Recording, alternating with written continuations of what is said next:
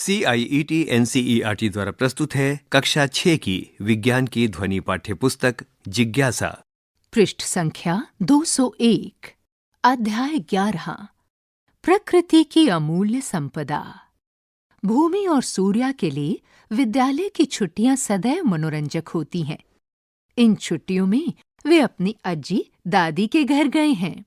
अज्जी पश्चिमी घाट के जंगल के किनारे एक गांव में रहती हैं। वहां की हवा नगर की अपेक्षा अधिक ताजी और ठंडी होती है। वे अपने आसपास सुंदर पहाड़ियों, झरनों और कई रोचक पौधों, जंतुओं और पक्षियों को महसूस कर सकते हैं। एक दोपहर भूमि और सूर्य अज्जी से उस स्थान के विषय में और जानकारी देने का निवेदन करते हैं। अज्जी कहती हैं, बच्चों, क्या आप जानते हैं कि इस जगह प्रकृति की अनेक संपदाएं हैं जो हमारे जीवन को समृद्ध बनाती हैं। यहाँ की हवा शुद्ध, ताजी एवं स्फूर्तिदायक है। यहाँ की मृदा इतनी उपजाऊ है कि ये विभिन्न प्रकार के जीव जंतुओं को जीवन प्रदान करती है।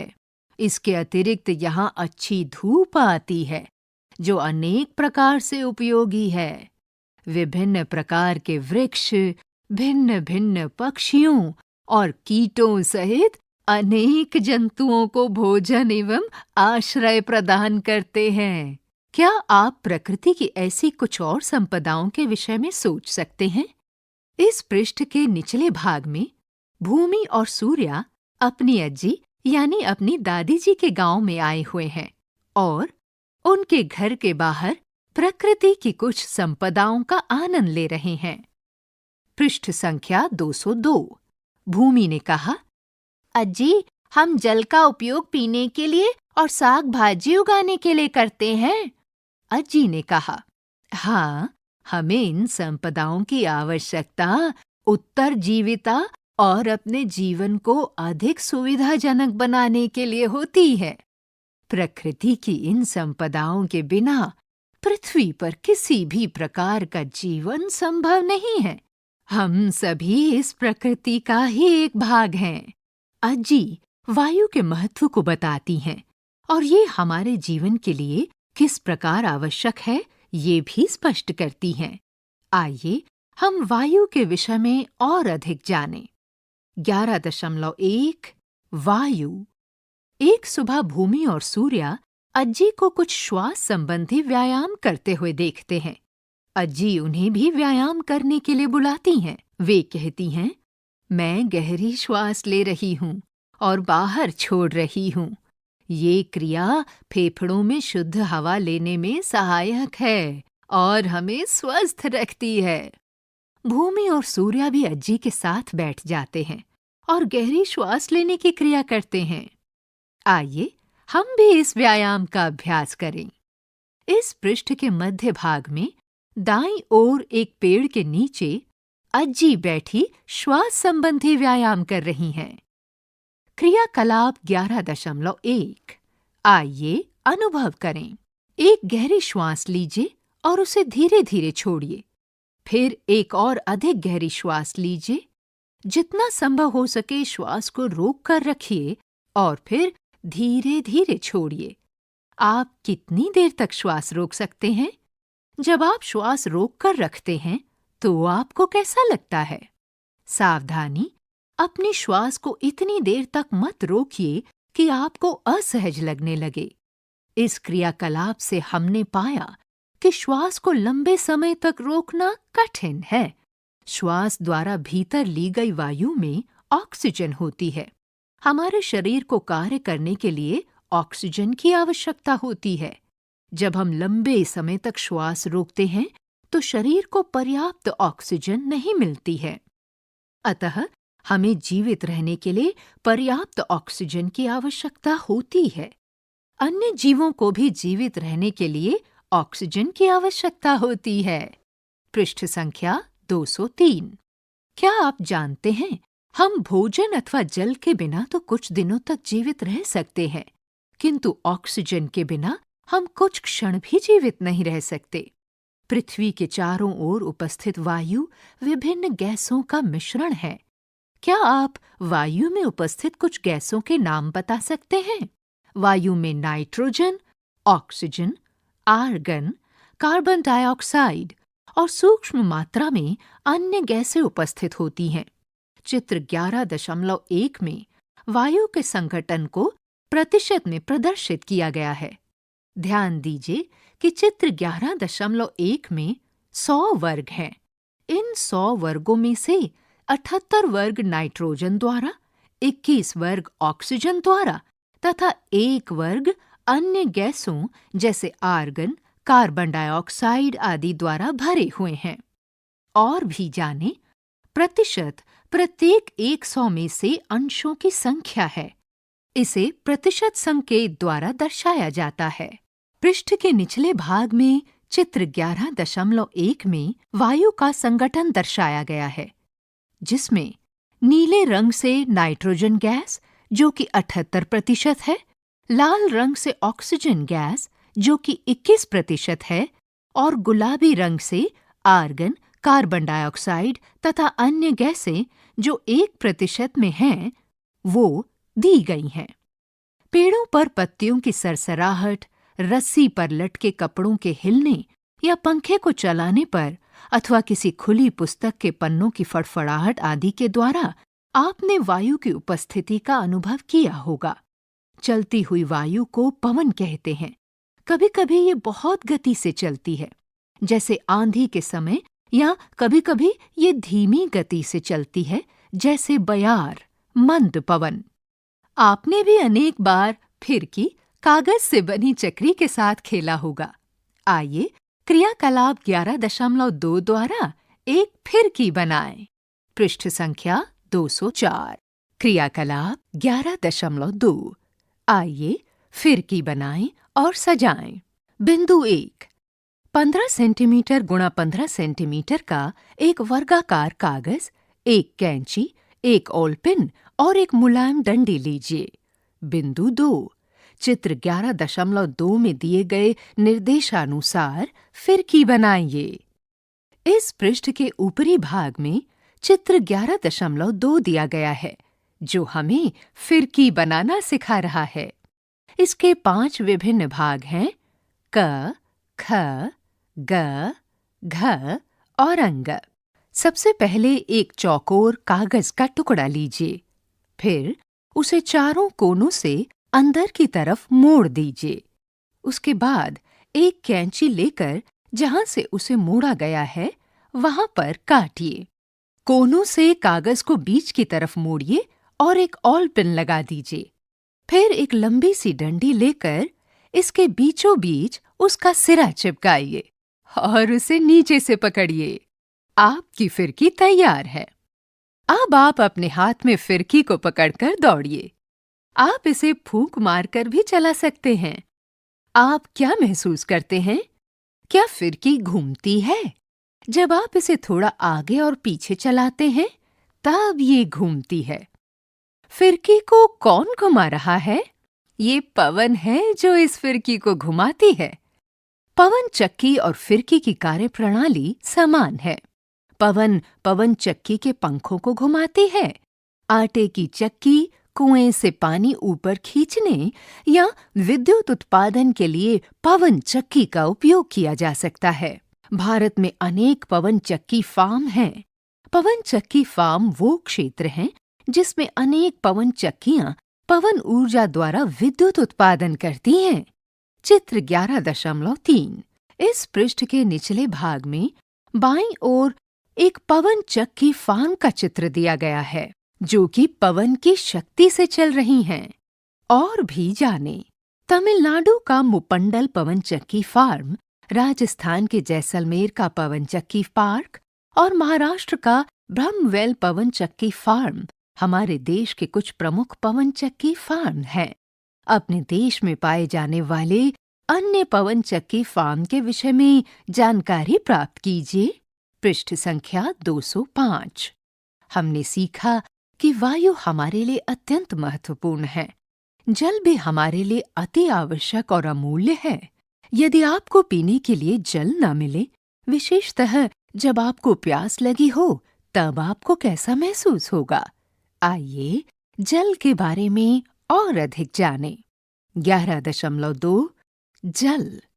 भूमि और सूर्य अज्जी को गायों के लिए नांद में पानी भरने, बगीचे में साग भाजी और औषधीय पौधों को पानी देने में सहायता करते हैं। अज्जी उनको सिखाती हैं कि पौधों को पानी किस प्रकार दिया जाए जिससे पानी की प्रत्येक बूंद का उपयोग हो और उनमें से एक भी बूंद व्यर्थ न जाए। इस पृष्ठ के मध्य भाग में भूमि सूर्य अपनी अज्जी के साथ बगीचे में पौधों को पानी दे रहे हैं। क्या आप अपने दैनिक जीवन में जल के कुछ अन्य उपयोगों के विषय में सोच सकते हैं? अपने विचार यहाँ दिए गए रिक्त स्थान में लिखिए। इस पृष्ठ के मध्य भाग में भूमि और सूर्य आपस में बातचीत कर रहे हैं। भूमि जल पीती हुई कह रही है, हमें पीने के लिए जल की आवश्यकता होती है। उसके जवाब में सूर्य भी कुछ कहता है, पर वो क्या कहता है ये आपको दिए गए रिक्त स्थान में लिखना है। हमें अपने दैनिक जीवन में अनेक कार्यों के लिए जल की आवश्यकता होती है, जैसे पीने के लिए, खाना बनाने के लिए, नहाने के लिए, कपड़े धोने के लिए एवं सफाई के लिए। इसे फसलें उगाने और औद्योगिक कार्यों के लिए भी उपयोग में लाया जाता है। हमें जल कहाँ-कहाँ से प्राप्त होता है? जल के विभिन्न स्रोतों की एक सूची बनाइए। पृथ्वी की सतह का लगभग 2/3 भाग जल से घिरा हुआ है। अधिकांश जल महासागरों एवं समुद्रों में पाया जाता है, परंतु ये जल नमकीन लवणीय होता है, इसलिए ये जल घरेलू, कृषि तथा औद्योगिक उपयोग के लिए उपयुक्त नहीं होता है। इन सभी गतिविधियों के लिए हमें मृदु, लवण रहित या अलवणीय जल की आवश्यकता होती है, जो पृथ्वी की सतह पर बर्फ की चादरों अथवा हिम, नदियों या झीलों में और पृथ्वी की सतह के नीचे भूजल के रूप में पाया जाता है। पृष्ठ संख्या 206। बर्फ की चादरों, हिम या भूजल से मृदु अलवणीय जल प्राप्त करना कठिन होता है। मृदु जल कुछ मात्रा में तालाबों, नदियों, झीलों और कुओं से सहजता से प्राप्त किया जा सकता है। जल अमूल्य है, इसलिए अज्जी उन्हें जल का विवेकपूर्ण उपयोग करना सिखा रही हैं। क्या आप अनुभव करते हैं कि हमारे दैनिक जीवन की गतिविधियों में जल का उपयोग सही प्रकार से हो रहा है? क्या आपने दैनिक कार्यों में जल को व्यर्थ होते हुए महसूस किया है? आइए आप जानें कि कौन सी गतिविधियों में जल व्यर्थ हो रहा है और इसे व्यर्थ होने से किस प्रकार रोका जा सकता है। क्रियाकलाप 11.3। आइए पता लगाएं। तालिका 11.1 में स्तंभ 2 एवं स्तंभ 3 को भरें। तालिका 11.1 दैनिक गतिविधियों में जल की व्यर्थता। इस तालिका में 3 स्तंभ दिए गए हैं, स्तंभ 1, स्तंभ 2 और स्तंभ 3। स्तंभ 1 का शीर्षक है गतिविधि। स्तंभ 2 का शीर्षक है जल किस प्रकार व्यर्थ हो रहा है और स्तंभ 3 का शीर्षक है जल व्यर्थ होने से रोकने के लिए सुझाए गए उपाय। गतिविधि शीर्षक के नीचे 7 अलग-अलग विषय हैं, जैसे हाथ धोना, कपड़े धोना, बर्तन धोना, नहाना, खाना पकाना, बागवानी और दांत साफ करना। अब आपको इन सब विषयों या इन सब कामों के प्रति सोचकर स्तंभ 2 में दिए गए रिक्त स्थान और स्तंभ 3 में दिए गए रिक्त स्थानों को भरना है। सोचिए कि इन सब कामों को करने में जल किस प्रकार व्यर्थ हो रहा है और व्यर्थ जल को रोकने के लिए आप क्या उपाय सुझाएंगे, वो भी लिखिए। इस तालिका से प्राप्त हुई जानकारी से आप क्या निष्कर्ष निकाल सकते हैं?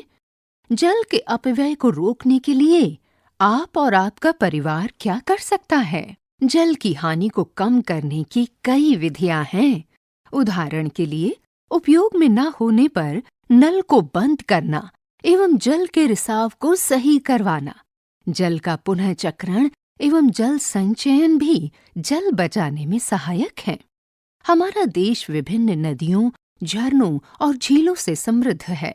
क्या आपने प्लास्टिक थैलियों और रैपर्स आदि को जल की सतह पर तैरते हुए सुना है? हम मृदु जल के स्रोतों में कचरा, अपशिष्ट पदार्थ फेंककर उन्हें प्रदूषित कर देते हैं। पृष्ठ संख्या 207। घरों और उद्योगों से निकलने वाले अपशिष्ट जब जल स्रोतों से मिलते हैं तो वे जल को प्रदूषित करते हैं। जल को प्रदूषित करने वाली मानवीय गतिविधियों को पहचानिए। कक्षा में अपने मित्रों के साथ चर्चा कीजिए कि आप जल प्रदूषण को कम करने के लिए क्या उपाय कर सकते हैं।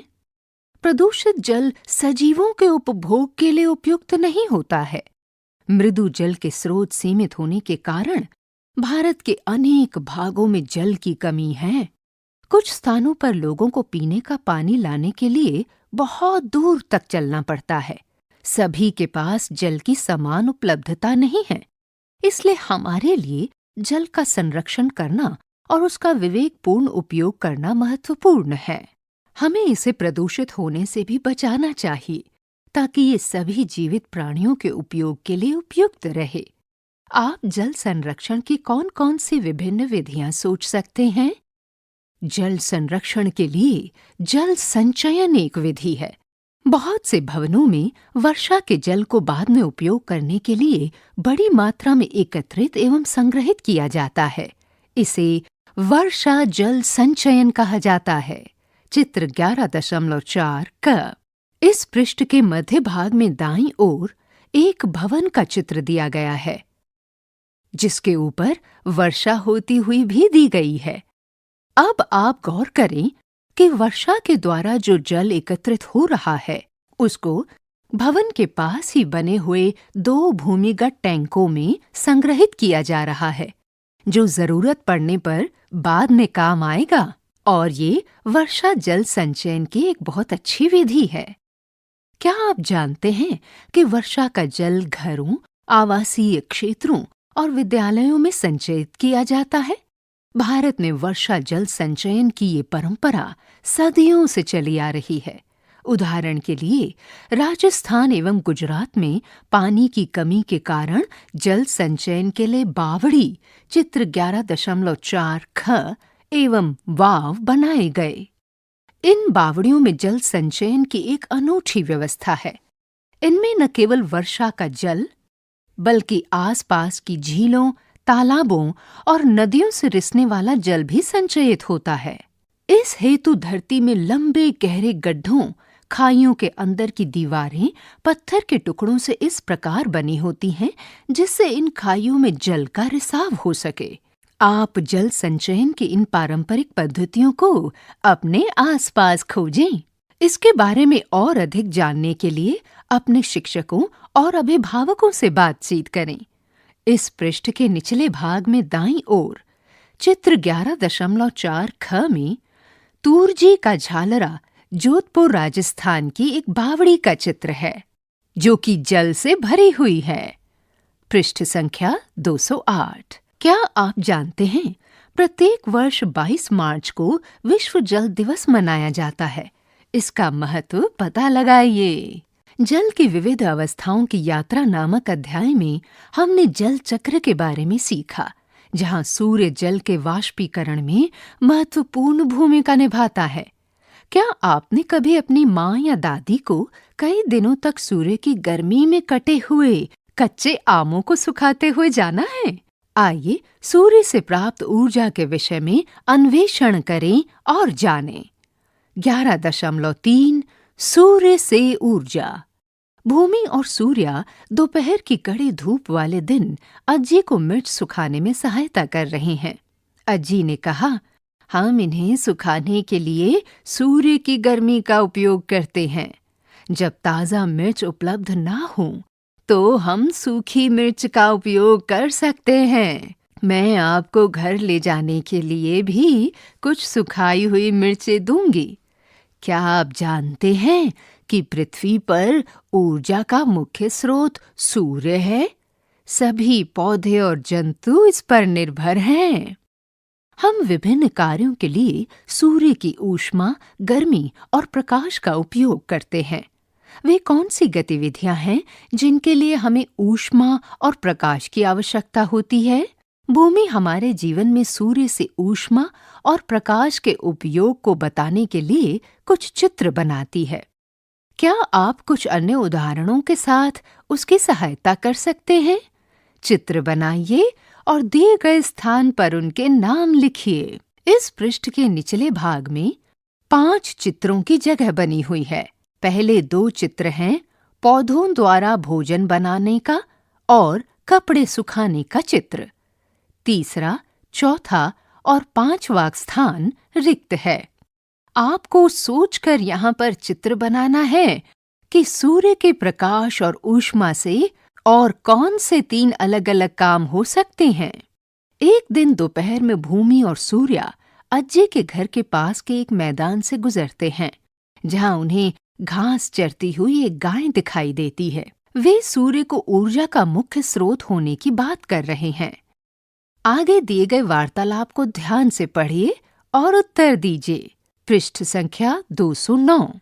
इस पृष्ठ के ऊपरी भाग में एक गाय घास चर रही है और भूमि तथा सूर्या उसी गाय के विषय में महत्वपूर्ण वार्तालाप कर रहे हैं। भूमि कहती है, इस गाय को देखो, ये घास खा रही है और उससे ऊर्जा प्राप्त कर रही है। तो सूर्या कहता है, नहीं, मुझे लगता है कि इस गाय को ऊर्जा सूर्य से मिल रही है। भूमि कहती है, गाय धूप में खड़ी है, परंतु इसका अर्थ ये नहीं है कि इसे सूर्य से ऊर्जा मिल रही है। तो सूर्या ने कहा, गाय घास खा रही है। घास को बढ़ने के लिए सूर्य के प्रकाश की आवश्यकता होती है, अतः ऊर्जा का मुख्य स्रोत सूर्य है। इस प्रकार गाय को सूर्य से ऊर्जा प्राप्त होती है। आपके अनुसार किसका कथन सही है और क्यों? सूर्य का प्रकाश पौधों को भोजन तैयार करने में सहायता प्रदान करता है। सूर्य पृथ्वी पर सभी सजीवों को ऊष्मा, गर्मी और प्रकाश प्रदान करता है। ये ऊर्जा का मुख्य स्रोत है। क्या आप जानते हैं, भारत में अनेक परिवारों में सूर्य के प्रति कृतज्ञता व्यक्त करने के लिए सुबह सुबह सूर्य को जल अर्पित किया जाता है। क्या आपने छतों, विद्युत के खंभों के ऊपर या ट्रैफिक सिग्नल पर सौर पैनल देखे हैं? सौर पैनल सौर ऊर्जा को एकत्रित कर विद्युत उत्पादन करते हैं। सूर्य से प्राप्त ऊर्जा का उपयोग सोलर कुकर में खाना बनाने अथवा सौर जल ऊष्मक में जल गर्म करने के लिए भी किया जा सकता है। इस पृष्ठ के निचले भाग में दाईं ओर सौर ऊर्जा के विभिन्न उपयोगों का एक चित्र दिया गया है। एक भवन के ऊपर सौर जल ऊष्मक लगे हैं, जो कि सूर्य से ऊर्जा प्राप्त कर भवन को बिजली प्रदान कर रहे हैं, तथा ट्रैफिक सिग्नल के ऊपर भी सौर पैनल्स लगे हैं। पृष्ठ संख्या 210। क्या होगा यदि सूर्य कुछ दिनों तक नजर न आए? 1. हमें दिन के समय भी कृत्रिम प्रकाश पर निर्भर रहना पड़ सकता है। 2. रिक्त स्थान। 3. रिक्त स्थान। इन दिए गए रिक्त स्थानों में लिखिए कि सूर्य के ना निकलने पर क्या क्या हो सकता है। सूर्य के बिना पृथ्वी पर जीवन की कल्पना नहीं की जा सकती। पृथ्वी पर सूर्य ही ऊर्जा का मुख्य स्रोत है। पौधे सूर्य से प्राप्त ऊर्जा द्वारा भोजन बनाते हैं। विभिन्न जीव जंतु पौधों को खाते हैं और विकसित होते हैं। हम पौधों और जीव जंतुओं दोनों से भोजन प्राप्त करते हैं। पृथ्वी पर ये चक्र सूर्य के कारण ही संभव है। अतः हम सभी ऊर्जा के मुख्य स्रोत सूर्य पर निर्भर करते हैं। विविध प्रकार के पौधे और जीव जंतु कहाँ पाए जाते हैं? आइए खोजें। 11.4 वन। एक सुबह अज्जी सैर के लिए भूमि और सूर्या को जंगल में ले जाती हैं। वहां उन्हें विभिन्न प्रकार के पौधे, झाड़ियां और वृक्ष मिलते हैं। अज्जी बताती हैं, वन विभिन्न प्रकार के पौधों की सघन वृद्धि वाले बड़े क्षेत्र होते हैं। रास्ते में वे भूमि पर गिरे हुए कुछ नेलिकाई, कन्नड़ में आंवले का नाम, इकट्ठा करते हैं। इस पृष्ठ के निचले भाग में अज्जी, भूमि और सूर्या एक जंगल में हैं, जहां पर विभिन्न प्रकार के पशु पक्षी, गिलहरियां और पेड़ पौधे हैं। अज्जी, भूमि और सूर्या पेड़ों से गिरे हुए आंवले धरती से उठा रहे हैं और इस समस्त जीवन को वन्य जीवन कहते हैं। पृष्ठ संख्या 211। अज्जी उन्हें बताती हैं कि हमारे गांव में पेड़ों से फल ना तोड़ने की परंपरा है। उन्हें पशुओं और पक्षियों के खाने के लिए छोड़ दिया जाता है। आप अपने मित्रों से चर्चा करें और कम से कम 5 ऐसे उत्पादों की एक सूची बनाएं जिन्हें हम वनों से प्राप्त करते हैं। पक्षियों और कीटों सहित कई जंगली जंतुओं के लिए वन एक प्राकृतिक आवास भी है। वो उन्हें भोजन और आश्रय भी प्रदान करता है। प्रकृति में प्रत्येक जीव उत्तरजीविता के लिए अन्य जीवों पर निर्भर करता है। जीवों में विविधता प्रत्येक जीवित प्राणी के लिए भोजन सुनिश्चित करती है। पिछले कुछ वर्षों से बड़े पैमाने पर पेड़ों की कटाई जैसी मानवीय गतिविधियों के कारण वन क्षेत्र लगातार कम हो रहे हैं। एक नए वन को उगाने या किसी लुप्त हुए वन को पुनर्स्थापित करने में कई वर्ष लग जाते हैं। अतः हमें नए वनों को दोबारा उगने के लिए पर्याप्त समय देना चाहिए और इसके लिए हमें उनका संरक्षण और दायित्वपूर्वक उपयोग करना चाहिए। एक बड़े वन क्षेत्र को काटने के क्या परिणाम होते हैं? एक प्रस्तुति बनाइए या अभिनय रोल प्ले कीजिए या एक कहानी या कविता लिखिए जो दर्शाती हो कि यदि हम अपने जंगलों में पेड़ों को निरंतर काटते रहेंगे तो क्या हो सकता है। वन महोत्सव पूरे देश में जुलाई महीने में मनाया जाता है। ये 1 सप्ताह तक चलने वाला कार्यक्रम है। इस उत्सव के दौरान नए पौधे और पेड़ लगाए जाते हैं और वनों का सम्मान करने के लिए जागरूकता पैदा की जाती है। क्या आप जानते हैं, भारत में प्राचीन काल से ही वनों का आदर, रक्षण और संरक्षण करने की परंपरा रही है। पवित्र उपवनों के बारे में आप पहले ही सजीव जगत में विविधता पाठ में पढ़ चुके हैं। पेड़ों की कटाई को रोकने और इस प्रकार वनों को बचाने के लिए सामान्य लोगों द्वारा कई प्रयास किए गए हैं। प्रसिद्ध चिपको आंदोलन एक ऐसा ही प्रयास है। इसकी शुरुआत 1970 के दशक में उत्तराखंड, तत्कालीन उत्तर प्रदेश में हुई। इस आंदोलन में स्थानीय महिलाओं ने बढ़ चढ़कर भाग लिया। पेड़ों को कटने से बचाने के लिए उन्होंने पेड़ों को घेर लिया और उनसे लिपट गईं। इस पृष्ठ के निचले भाग में पेड़ों से चिपकी हुई 4 विभिन्न ग्रामीण महिलाएं दी गई हैं, जो कि पेड़ों को कटने से बचाने के लिए ऐसा कर रही हैं। पृष्ठ संख्या 212। इसका उद्देश्य हरित आवरण को बढ़ाना है। आप भी अपने समुदाय में वन महोत्सव की योजना बना सकते हैं। भूमि और सूर्या ने जंगलों में घूमने के दौरान महसूस किया कि जमीन पर बहुत सारी पत्तियां हैं और मृदा में नमी है। अज्जी ने बताया, पौधों की जड़ें मृदा को जकड़ कर रखती हैं और उसे बहने से रोकती हैं। पेड़ों से गिरने वाली पत्तियां सड़ जाती हैं और मृदा को पोषक तत्वों से समृद्ध करती हैं।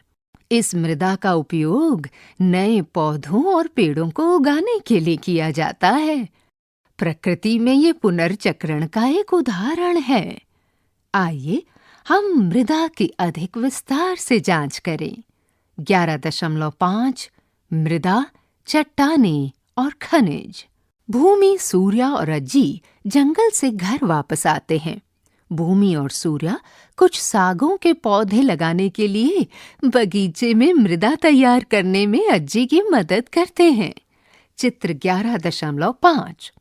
अज्जी उन्हें धीरे से मिट्टी को खोदने और मिट्टी की गांठों को ढीला करने के लिए कहती हैं। आप सजीव विशेषताओं का अन्वेषण अध्याय में पहले ही पढ़ चुके हैं। कि पौधों के पर्याप्त विकास के लिए मृदा के कणों के बीच की जगह न केवल पर्याप्त वायु प्रदान करती है, बल्कि जड़ों को भी आसानी से बढ़ने देती है। भूमि और सूर्य को मृदा में छोटे छोटे कंकड़, पौधों की जड़ें और कुछ केंचुए भी मिले। क्या आप समझे कि केंचुए मृदा को उलटने पलटने और ढीला करने में सहायता करते हैं? इस पृष्ठ के मध्य भाग में बाईं ओर भूमि, सूर्य और उनकी अज्जी बगीचे में साग के पौधे लगाने के लिए मृदा तैयार करने में मदद कर रहे हैं। जब तक भूमि और सूर्य अज्जी की सहायता करते हैं, आइए क्रियाकलाप 11.4 करके हम स्वयं एक प्रयोग करें। सावधानी। विभिन्न स्थानों की मृदा को छूने के उपरांत अपने हाथों को अच्छी तरह से धोना याद रखें। कभी-कभी जिस मृदा में कचरा होता है, उसमें ऐसे कीटाणु होते हैं जो हमारे लिए हानिकारक हो सकते हैं। क्रियाकलाप 11.4। आइए जांच करें। बिंदु 1, अपने घर और विद्यालय के आसपास के विभिन्न क्षेत्रों से मृदा के नमूने एकत्रित करें। बिंदु 2, अनुमान लगाइए कि विभिन्न मृदाओं में क्या-क्या हो सकता है। बिंदु 3, मृदा के प्रत्येक नमूने का ध्यानपूर्वक अवलोकन करें और उसका रंग लिखें। पृष्ठ संख्या 213। बिंदु 4, मृदा के प्रत्येक नमूने को स्पर्श कर उसकी बनावट को महसूस करें। बिंदु 5, मृदा के नमूने का अपनी नग्न आंखों से अवलोकन करें। यदि आपके पास एक आवर्धक लेंस है तो उससे भी मृदा की जांच करें। बिंदु 6, तालिका 11.2, मृदा के नमूने। इस तालिका के 4 खंड हैं, जिनके शीर्षक हैं स्थान जहां से नमूना एकत्रित किया गया, मृदा के बारे में अनुमान, नग्न आंखों से मृदा का अवलोकन, रंग एवं संरचना और आवर्धक लेंस से मृदा का अवलोकन। इन सभी खंडों के नीचे रिक्त स्थान दिए गए हैं। आपको अपने घर के आसपास जहां भी मृदा नजर आए, उसका थोड़ा थोड़ा नमूना लीजिए। उसके बारे में आपके क्या अनुमान हैं? आपने उसके रंग और उसकी संरचना को देखकर क्या अवलोकन किया? आवर्धक लेंस से मृदा का अवलोकन कैसा लगता है? अपने अनुभव दिए गए रिक्त स्थानों में लिखिए। बिंदु 7, नमूनों के बारे में लगाए गए अनुमान और निकट से किए गए अवलोकन में क्या अंतर है? बिंदु 8, क्या आपको विभिन्न स्थानों से लिए गए मृदा के नमूनों में कोई अंतर महसूस हुआ? बिंदु 9, क्या नग्न आंखों से और आवर्धक लेंस से किए गए अवलोकन में आपको कुछ अंतर जान पड़ा?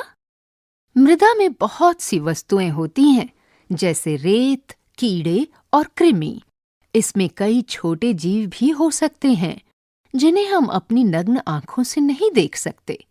पौधे और जंतु भी विघटन और क्षय के कारण मृदा का हिस्सा बन जाते हैं। विभिन्न स्थानों से एकत्रित किए गए मृदा के नमूने अलग-अलग रंगों के हो सकते हैं, क्योंकि उनमें विभिन्न पदार्थ उपस्थित होते हैं। क्या आपने कभी सोचा है कि मृदा कैसे बनती है?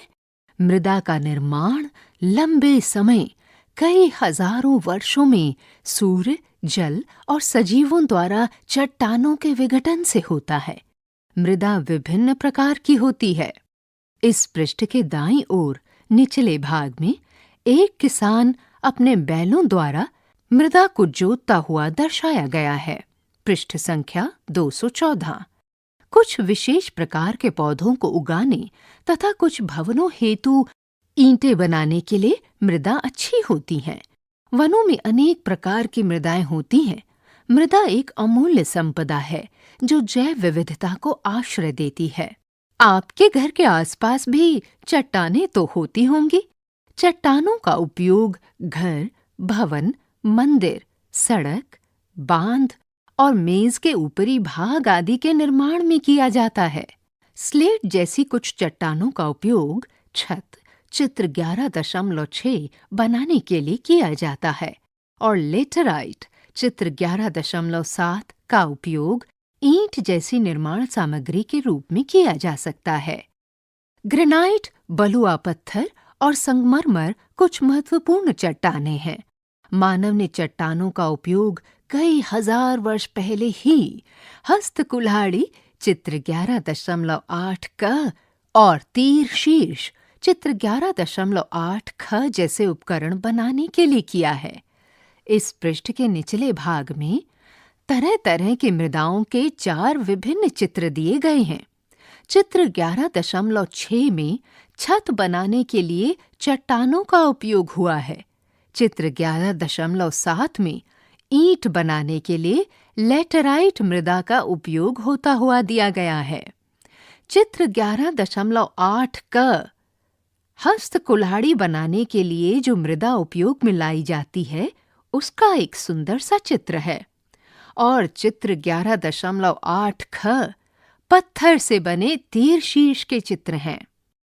पृष्ठ के बाईं ओर संगमरमर का खनन होता हुआ एक चित्र दर्शाया गया है।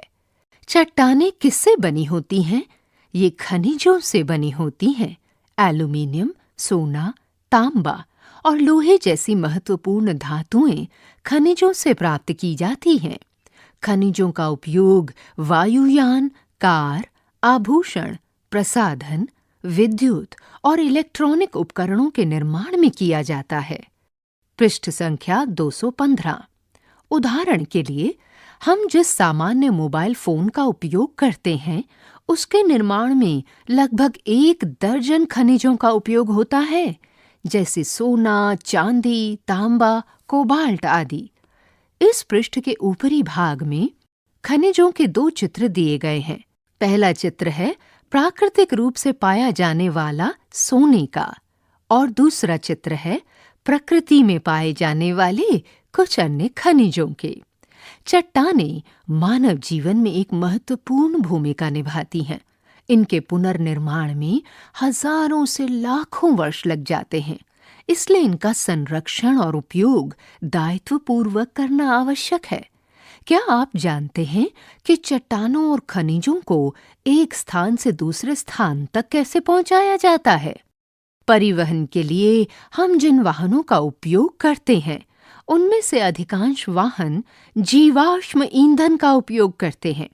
आइए जीवाश्म ईंधन के बारे में और अधिक जानें। 11.6 जीवाश्म ईंधन।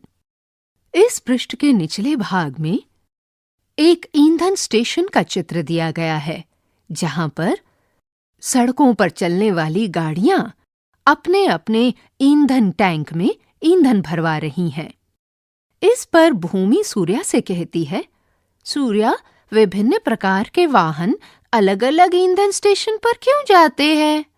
तो सूर्या कहता है, इसका कारण यह है कि वे विभिन्न प्रकार के ईंधन का उपयोग करते हैं, उदाहरण के लिए पेट्रोल और डीजल। पृष्ठ संख्या 216। आइए क्रियाकलाप 11.5 करके इसके बारे में और अधिक खोजें। क्रियाकलाप 11.5।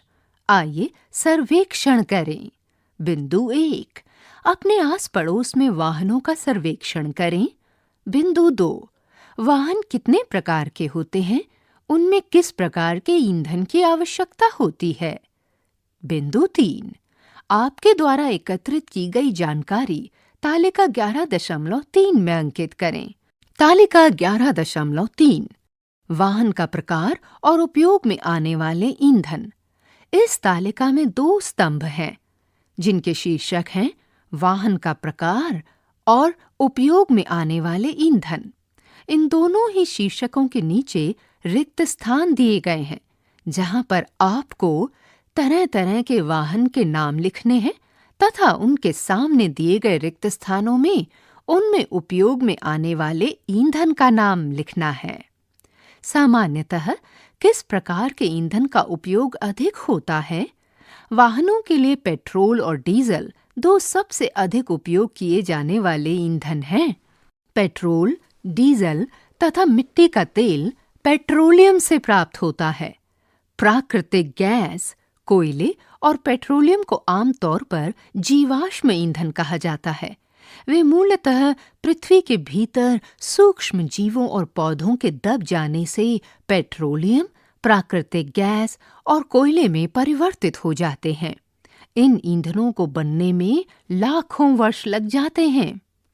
प्राकृतिक गैस का उपयोग भोजन बनाने और विद्युत उत्पादन के लिए किया जाता है।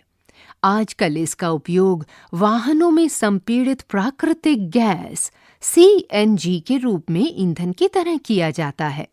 ये पेट्रोल या डीजल की तुलना में अधिक स्वच्छ ईंधन है। कोयले का उपयोग मुख्य रूप से विद्युत उत्पादन के लिए किया जाता है। ये भारत के कई भागों में पाया जाता है। प्रमुख कोयला उत्पादक राज्यों का पता लगाइए और उन्हें भारत के मानचित्र पर चिह्नित कीजिए। क्या आप जानते हैं, कोयले, लकड़ी और गोबर के उपलों का ईंधन के रूप में उपयोग पहले भोजन बनाने के लिए किया जाता था। अब प्रदूषण कम करने वाली प्राकृतिक गैस एवं द्रवित पेट्रोलियम गैस LPG धीरे धीरे इनका स्थान ले रही हैं। पृष्ठ संख्या 217। इस पृष्ठ के ऊपरी भाग में कोयले का, पेट्रोल का और प्राकृतिक गैस टैंकर का चित्र दिया गया है। जीवाश्म ईंधन सीमित मात्रा में उपलब्ध हैं। यदि हम जीवाश्म ईंधन का उपयोग वर्तमान में इसी प्रकार सतत रूप से करते रहे तो शीघ्र ही जीवाश्म ईंधन समाप्त हो जाएंगे। ऐसी स्थिति से बचने के लिए हमें ऊर्जा के वैकल्पिक स्रोत खोजने होंगे। जीवाश्म ईंधन के जलाए जाने पर धुआं और कार्बन डाइऑक्साइड गैस उत्पन्न होती है, जो वायु को प्रदूषित करती है।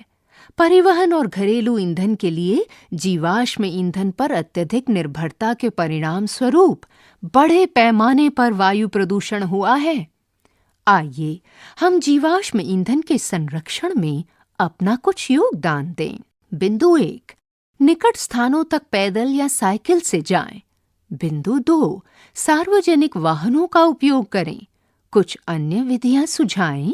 11.7 प्राकृतिक संसाधन, नवीकरणीय और अनवीकरणीय। प्रकृति की निधि हमारी आवश्यकताओं को पूरा करती है। वे पृथ्वी पर जीवन को बनाए रखने के लिए आवश्यक संसाधन हैं। उदाहरण के लिए हमें सूर्य से ऊष्मा एवं प्रकाश, नदियों से जल तथा पौधों एवं जंतुओं से भोजन प्राप्त होता है। ये संसाधन जिन्हें हम प्रकृति से प्राप्त करते हैं, इन्हें प्राकृतिक संसाधन कहते हैं। हम अपनी सुविधानुसार प्राकृतिक संसाधनों का उपयोग बहुत सी उपयोगी वस्तुएं बनाने के लिए करते हैं। उदाहरण के लिए विद्युत बल्ब, फर्नीचर, सौर पैनल, साइकिल आदि हमारे जीवन को सुविधाजनक बनाते हैं। इस प्रकार के सभी संसाधन जिन्हें मानव द्वारा निर्मित किया जाता है, उन्हें मानव निर्मित संसाधन कहते हैं। आपने विभिन्न प्राकृतिक संसाधनों जैसे वायु, जल, सौर ऊर्जा, वन, मृदा, चट्टानें, खनिजों और जीवाश्म ईंधनों के विषय में जानकारी प्राप्त की। पृष्ठ संख्या 218। समय के साथ इनमें से कई प्राकृतिक संसाधन प्राकृतिक प्रक्रियाओं द्वारा पुनर्भरित हो जाते हैं। यदि आपको याद हो, अज्जी ने भूमि और सूर्य को बताया कि केवल वही नेलिकाएं आंवले उठाएं जो भूमि पर गिरे हुए हैं। ये बात सुनिश्चित करती है कि अन्य जंतुओं और पक्षियों के लिए पर्याप्त फल उपलब्ध हों। जंतुओं और पक्षियों के मल से निकले बीज नए पौधे उगाने में सहायक होते हैं। यद्यपि इस प्रक्रिया में नए पेड़ों से फल मिलने में कुछ वर्षों का समय लगता है। अतः संसाधन जिनका उचित समयावधि के भीतर नवीनीकृत पुनः पूर्ति अथवा पुनर्स्थापन हो, उन्हें नवीकरणीय संसाधन कहते हैं। वायु, जल और वन नवीकरणीय प्राकृतिक संसाधनों के कुछ उदाहरण हैं। प्रकृति उनका नवीकरण कर देती है। हमें अपने प्राकृतिक संसाधनों का विवेकपूर्ण उपयोग करना चाहिए। दूसरे शब्दों में, जीवाश्म ईंधन निर्मित होने पर लाखों वर्ष लगते हैं। ये सीमित मात्रा में पाए जाते हैं और एक बार उपयोग करने के बाद ये क्षीण हो जाते हैं। ये उचित समयावधि के भीतर उत्पन्न नहीं होते हैं और न ही इनकी पुनः पूर्ति होती है।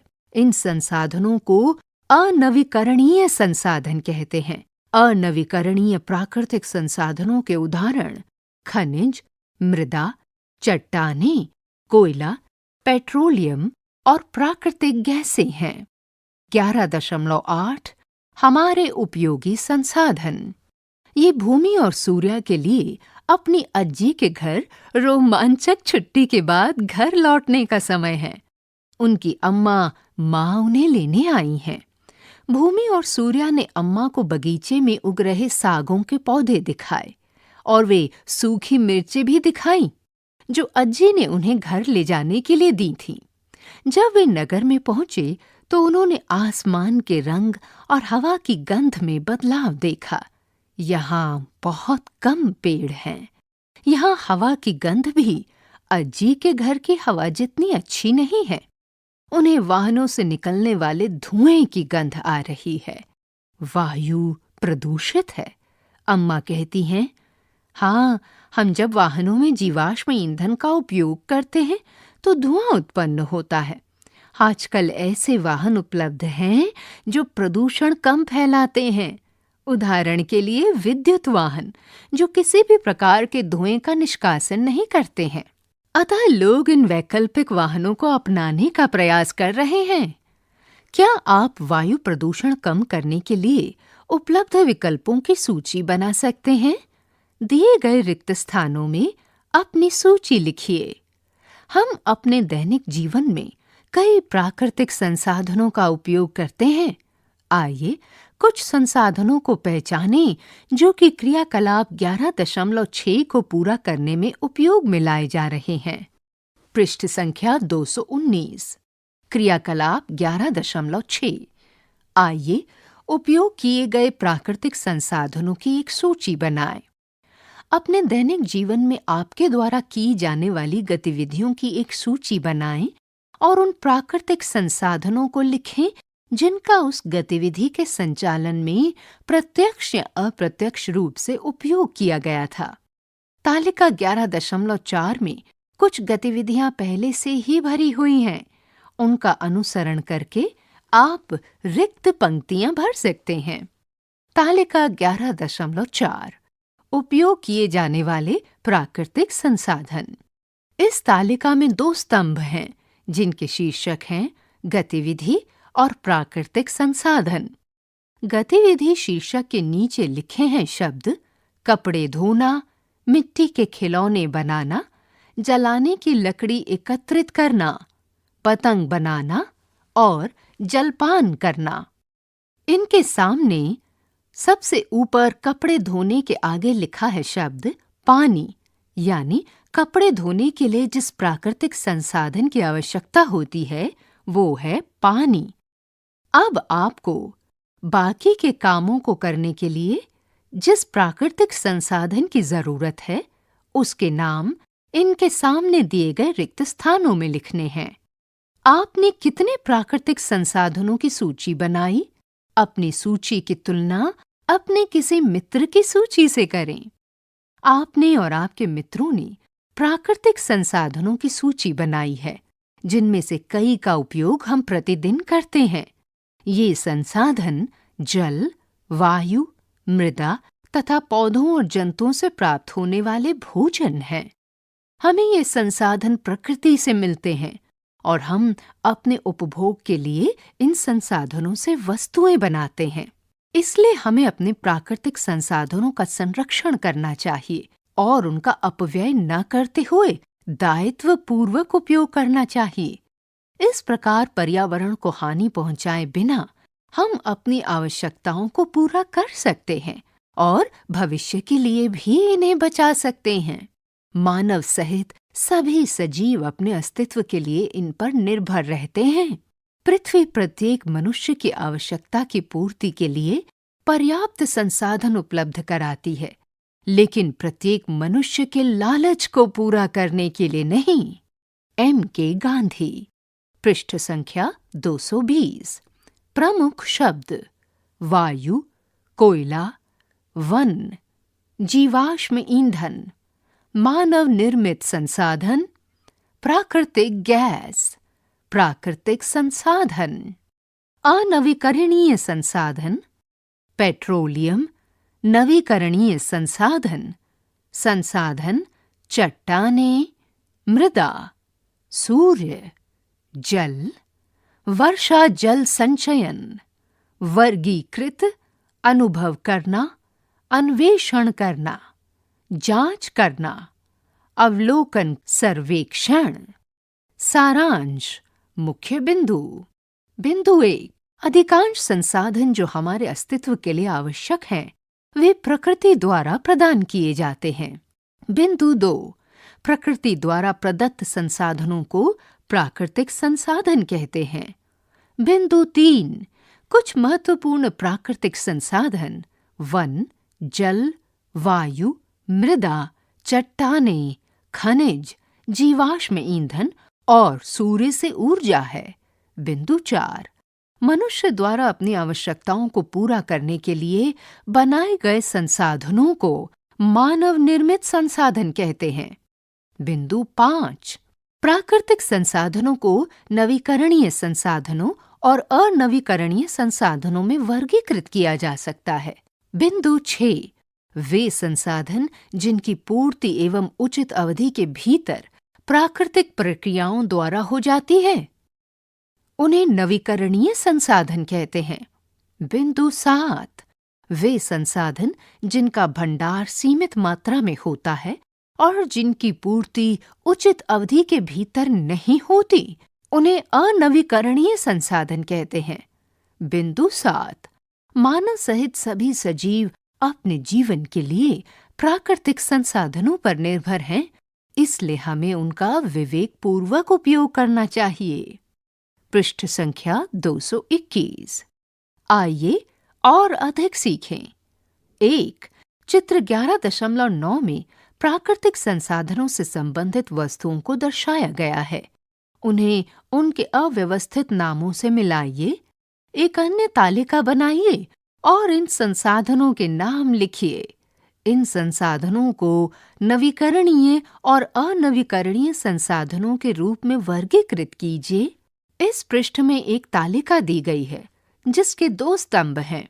उनके शीर्षक हैं वस्तु और अव्यवस्थित नाम। वस्तु शीर्षक के नीचे ये चित्र हैं जल प्रवाहित करते हुए नल के, पवन चक्की के, वनों के और चट्टान के। 2. बताइए कि इनमें से कौन सा कथन सत्य है या असत्य है। यदि असत्य है तो उन्हें सही करके पुनः लिखिए। क. प्रकृति में मानव की आवश्यकताओं की पूर्ति के लिए पर्याप्त संसाधन है। बताइए क्या ये सत्य है या फिर असत्य। ख. मशीन प्रकृति में पाया जाने वाला एक संसाधन है। ये सत्य है या असत्य है। ग. प्राकृतिक गैस एक अनवीकरणीय संसाधन है। घ. वायु एक नवीकरणीय संसाधन है। क्या ये कथन सत्य है या फिर असत्य है। पृष्ठ संख्या 222। 3.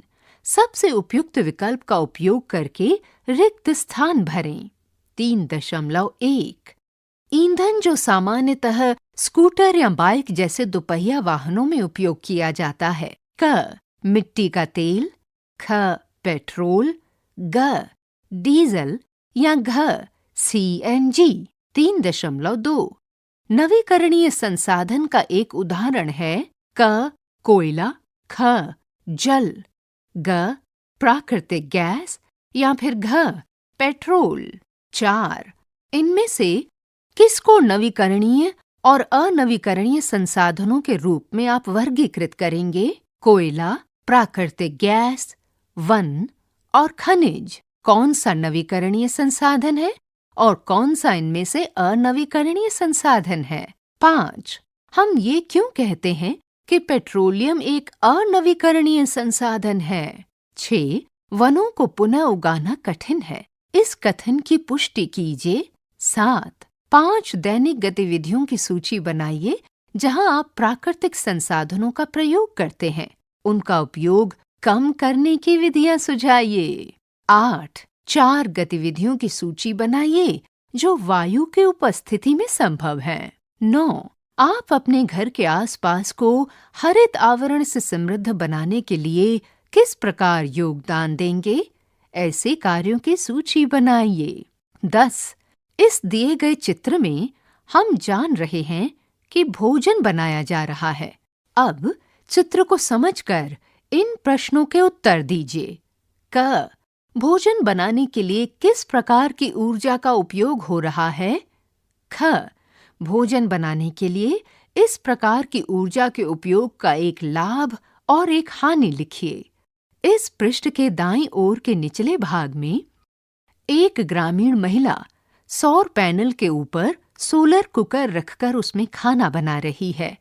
उसके पीछे उसका घर यानी कि उसकी झोपड़ी भी है और दिन के समय में सूर्य का प्रकाश पूरी तरह से अपने चरम पर है।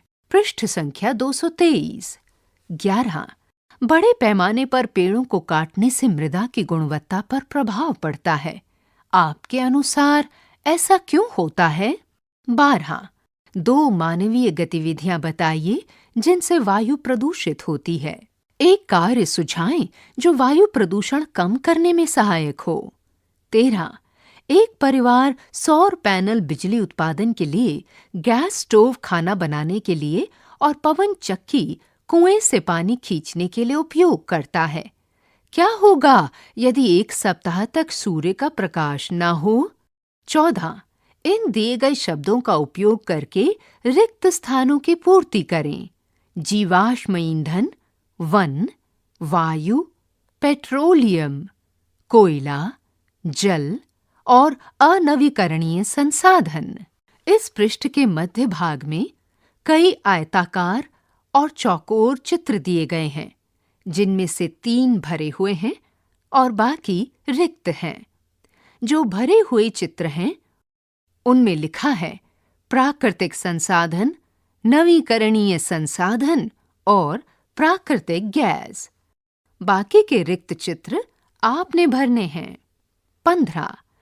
उद्योगों और आवास की आवश्यकताओं को पूरा करने के लिए पेड़ों की मांग बढ़ रही है, इसलिए लगातार पेड़ काटे जा रहे हैं।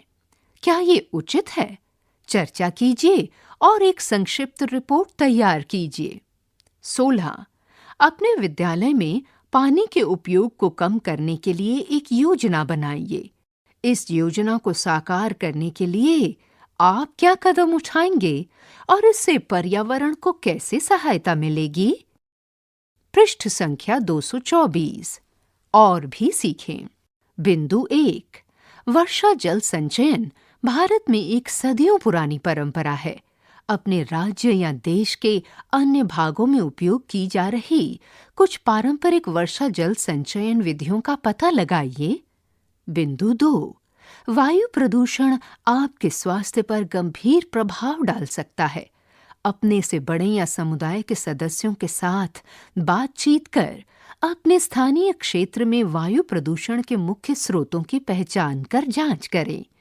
आप निष्कर्षों के आधार पर 2 व्यावहारिक उपाय सुझाइए जिनका उपयोग कर आपका विद्यालय या समुदाय वायु प्रदूषण कम कर सकता है।